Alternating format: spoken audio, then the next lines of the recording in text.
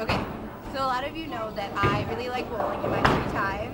And I've done it for a really long time, so I'm not too shabby at it. And for this little demo, I am going to show you how to bowl. Okay, so for bowling, there's a few things you need to start. First, you need your nifty bowling shoes. Mine are pink with rainbow laces, pretty nice. And you need a bowling ball. This is the only one I really need. It's my strike ball, and I can pick up squares with it. And it's pretty nice. These two aren't really necessary, but they're helpful. Like I use this one to pick up right side spares, besides the 10 pin. And I use my plastic ball for the 7 and 10 pin. It's not really made out of plastic, but that's just what they're called because they won't hook. And they're not made out of the same stuff. Like if you look at it, you can see this one's a lot shinier than this one.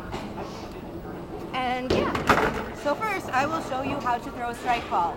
You line up your feet where you start. I start 5 past center arrow, and I take a 5-step approach. So I will demonstrate now.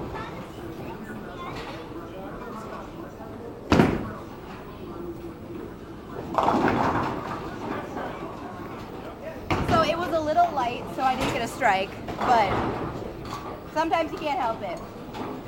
So to pick it up, I'll use the same ball. And I will move my feet 5 fourths right. Because when you move right, it hooks more, because it'll get the drive.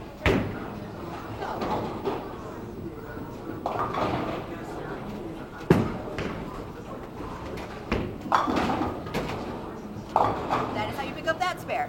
Throw another strike ball, see if I can actually get a strike this time. So I go 5 to the left, middle arrow, then I throw the second arrow.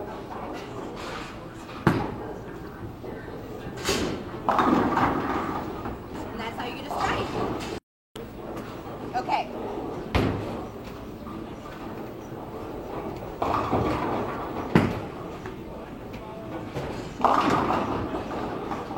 Okay, so that's called a Brooklyn strike.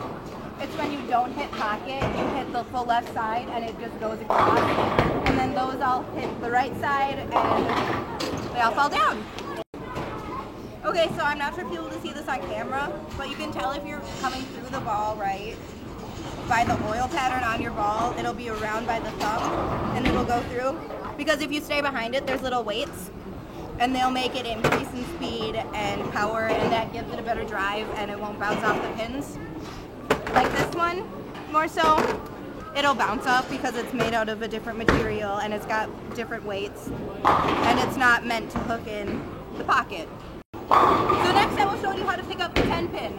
That is the far right pin and it's the hardest one for right-handed people to get.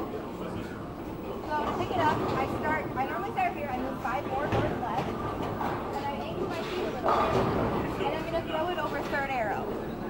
So I move 5 towards left, and over third arrow.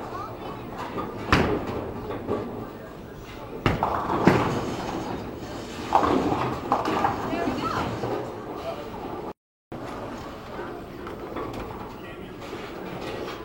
Okay, so I use the same ball to pick up my 7 pin. I do a similar approach, but instead of moving 5 boards left, I move 10 boards right, and I throw it over middle arrow towards the 7 pin.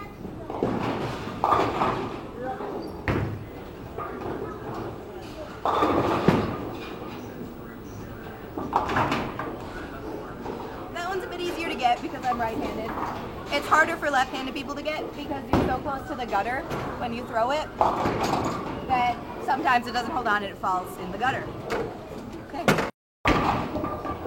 So now I'm going to teach you how to pick up the 5 pin. It's one of the easiest pins on the thing. It's right behind the head pin.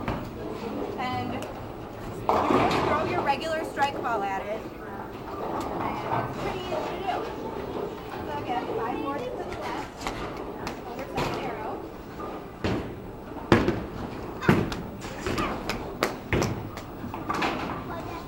I missed my mark a little bit, but it held on long enough that I picked it up.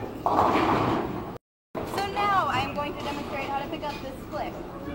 Normally to pick it up, you have to hit the head or the 5 pin Brooklyn, and you have to get all of those with your ball. And one of the pins will bounce back and hit the one in back. So let's see if I can do this.